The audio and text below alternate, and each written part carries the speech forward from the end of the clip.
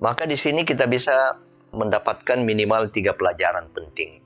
3 pelajaran penting. Yang pertama adalah riwayat ini memberikan pelajaran, memberikan informasi sekaligus pelajaran kepada kita bahwa Nabi memberikan kebebasan pada istrinya untuk curhat. Jadi ketika terjadi pertengkaran, istrinya ngomel ini itu termasuk mengangkat sesuatu yang dia pendam selama ini, yaitu kesedihan akan gugurnya ayahnya, saudaranya, dan suaminya. Nabi membiarkan itu. Jadi Nabi membiarkan bicara dulu. Dan ini satu pelajaran penting. Kalau ada orang yang bicara, jangan kita potong. Apalagi dia dalam keadaan marah. Ya, biarkan dia bicara. Biarkan dia bicara. Orang yang marah itu ibarat orang yang muntah. Bagaimana kira-kira kalau ada orang yang muntah lalu kemudian kita tahan muntahnya? Nah, yang benar kalau ada orang yang muntah, ya berikan kesek. Berikan alat penampungan terhadap muntahannya. Nah, itulah curhat. Nah, ini selalu kita garis bawahi ini. Curhat ini harus ada penampungannya. Dan penampungan yang terbaik di dalam keluarga itu adalah suaminya. Kalau istri yang curhat, maka yang menampung yang terbaik itu adalah suaminya. Jangan sampai kemudian lari ke media sosial, lari ke tetangga, lari ke teman-temannya, teman-teman sekolahnya dulu yang ada dalam grup reunian itu. Nah, itu lari ke situ.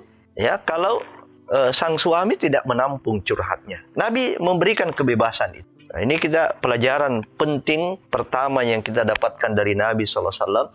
Kalau istri marah, istri ngomel, belajar kita diam. Belajar kita mendengar. Ya, biarkan dia bicara. Pelajaran yang kedua dari kisah itu, bahwa Rasulullah SAW meredam perselisihan dengan menggunakan model dialog.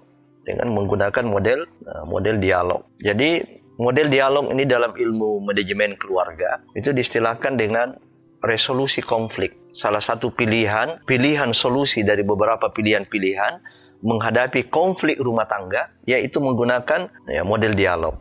Di sini kita lihat Nabi membiarkan bicara dulu istrinya, nah, lalu kemudian Nabi melakukan klarifikasi. Dan Nabi ketika mengklarifikasi itu dia tenang aja, dia tidak sampai kemudian klarifikasi itu merembes ke sana kemari, klarifikasi itu menendang ke sana kemari. Kadang-kadang kita mengklarifikasi, ya, kita menambah-nambahi kalimat-kalimatnya itu dengan menyudutkan istri. Atau sebaliknya menyudutkan suami. Sambil menyelam minum air, sambil mengklarifikasi, kita menyudutkan juga. Nah, ini kan model komunikasi yang tidak sehat di dalam berkeluarga. Ya, tidak ada orang yang mau disakiti, ya, tidak ada orang yang mau direndahkan. Dan yang ketiga, hasil daripada model dialog ini, itu adalah ketenangan. Ya, ketenangan dan menambah kecintaan. Dan itu yang kita lihat di akhir hadis tadi.